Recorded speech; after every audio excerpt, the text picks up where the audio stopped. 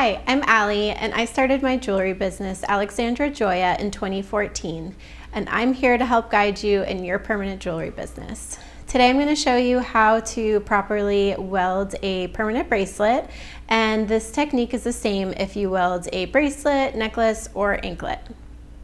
Let's start with the tools you'll need. You'll need 2 pairs of needle nose pliers, chain cutters, a fiberglass pen, a safety patch. This is leather that goes in between your customer and the bracelet, safety glasses, jump rings, and chain.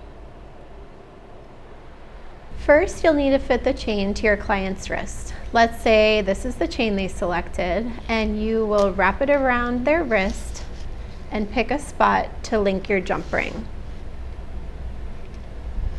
So you'll open your jump ring,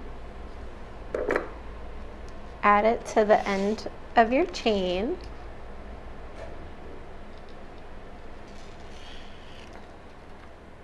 and this takes a little bit of practice, but I feel like I have a pretty good idea of where customers like their bracelets to rest.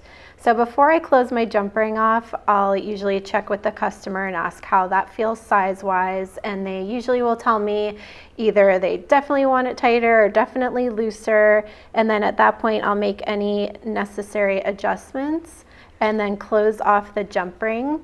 That way they can move their wrist around freely and get a better idea of fit. You want the bracelet to be able to move freely on the wrist without hanging too far down on the palm of the hand, because that would feel annoying and also could get caught on something. So to me, this is a perfect fit. So next you're going to cut the chain. I like to put a piece of leather in between my client's skin before doing that, and also before welding. You'll go ahead and cut the chain, and you just want to make sure that you don't cut the chain that is being used in the bracelet.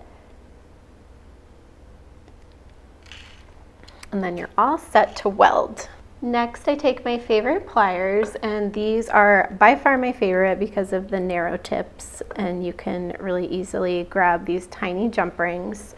So I try to grab as close to the seam as possible, and when I refer to the seam, I just mean where the jump ring is closed, and you can see this little line here.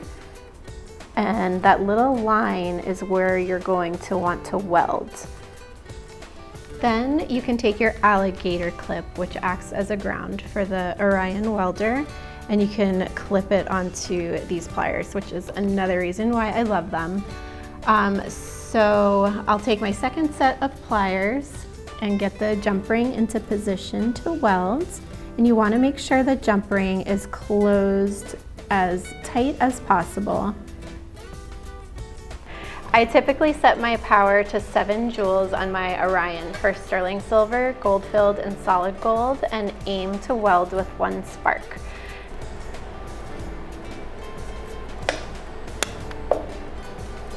And you'll want to make sure you leave the electrode on your jump ring until the spark is done, because otherwise you'll hear a beep letting you know that you need to try again, like this.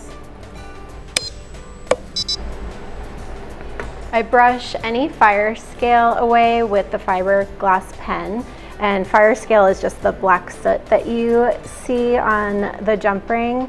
Argon really helps with this. I'm gonna have another tutorial on argon, but it is really helpful to eliminate most, if not all, of the fire scale. And then your customer is all set with their new permanent piece.